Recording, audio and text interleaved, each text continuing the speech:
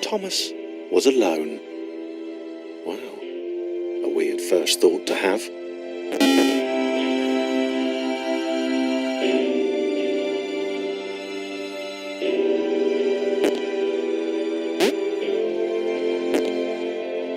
Thomas decided to start listing his observations for posterity. 1. The whole alone thing. 2. Portals. They led somewhere. He'd yet to work out where. 3. Falling. Thomas was absolutely fantastic at falling. He was almost as good at falling as he was at observing.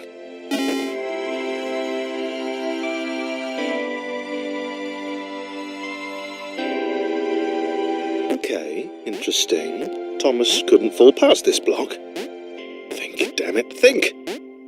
What if there was some kind of inverted fall? Some way to... what's the word? Jump.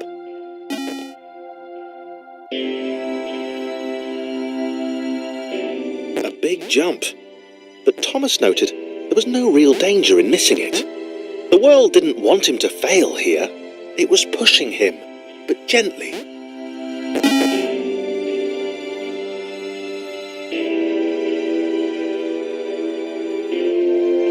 This all seemed a little dangerous. The world was not to be trusted. It was unstable, and it seemed to Thomas that it could let him down at any moment.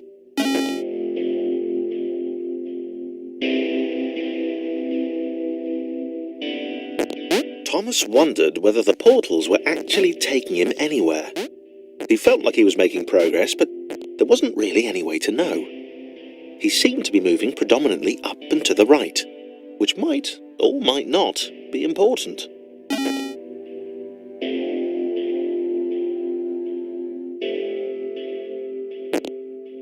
It might have been paranoia again, but Thomas could have sworn the world was becoming more complicated. It always seemed to be one step ahead of his skills. It had been designed just for him. He wondered why. Was the world testing him? No, too obvious.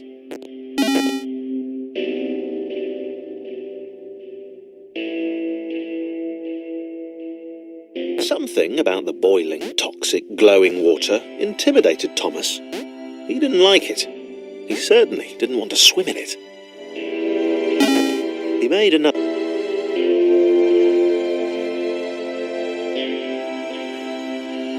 The loneliness was getting to Thomas. No amount of observation or obsessive note-taking could combat that.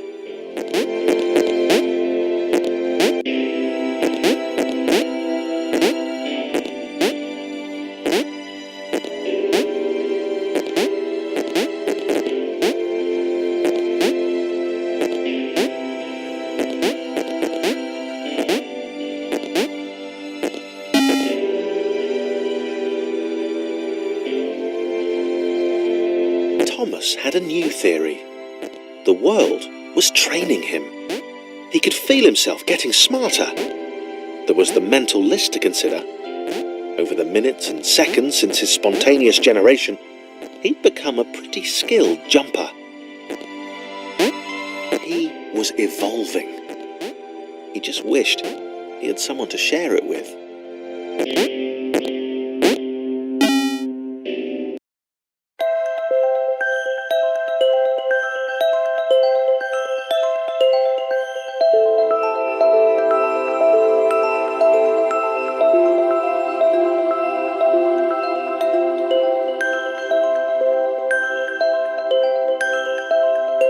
Chris took an immediate and deep dislike to the skinny red rectangle. Who the hell did this Thomas think he was?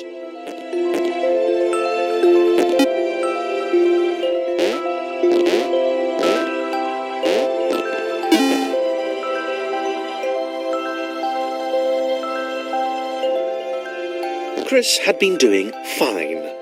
He wasn't the highest jumper, but he'd held his own. He'd even been graceful at times. Well, not technically graceful, it's probably the wrong word, but you know, fine. There was that skinny little runt leaping about like he owned the place.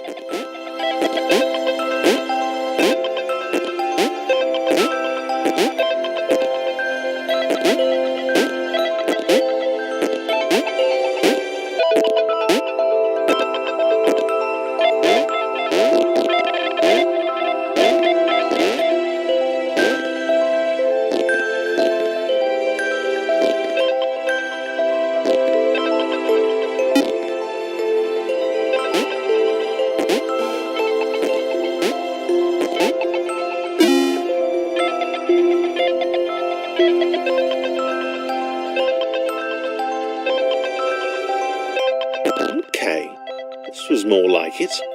A glowy white thing. Only Chris could get to it, which of course made it all the more enticing. What would it do? What new opportunity might this switch open up to him? Great. Another chance for Thomas to jump slightly higher than Chris. How fortunate. Seriously, this made the whole switch pressing thing entirely worthwhile.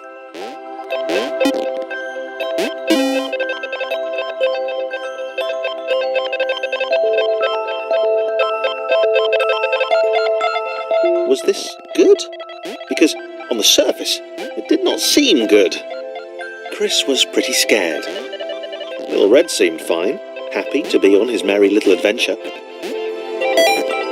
Chris couldn't shake the feeling that things had taken a significant turn for the worse since Thomas had joined him. Sure, he'd been able to piggyback his way to ever so slightly higher platforms, but where had that got him? Well, to ever so slightly higher platforms, which was sort of his point.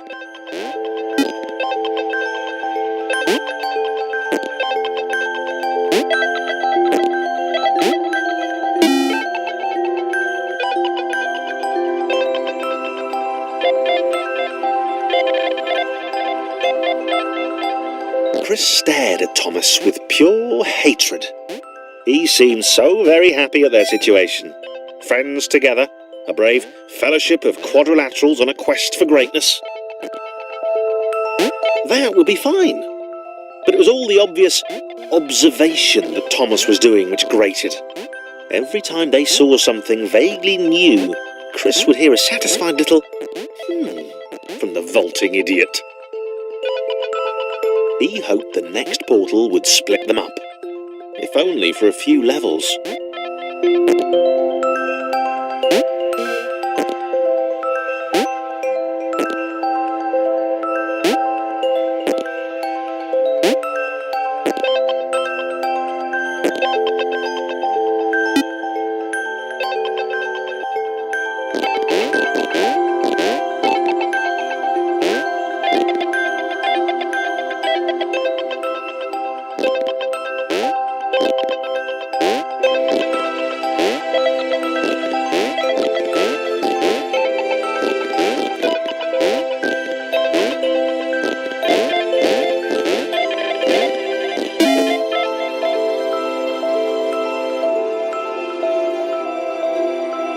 John knew. He knew that this was his chance, a moment to shine. This was game day.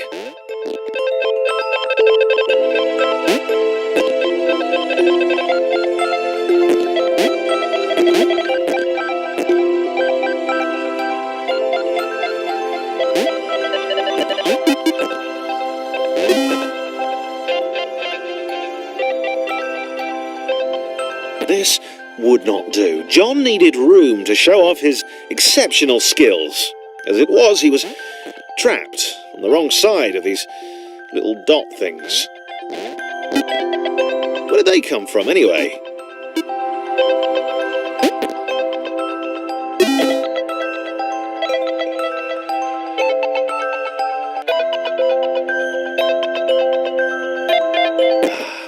John inhaled the air of the open space, and it smelled of awesome. Time to flex those muscles, to put his training to use, time to show those little dots how it was done. John decided to press the switch to let the little dots catch up with him. John cared for his new allies. You could tell from the sympathetic expression he'd practiced in the mirror all these years.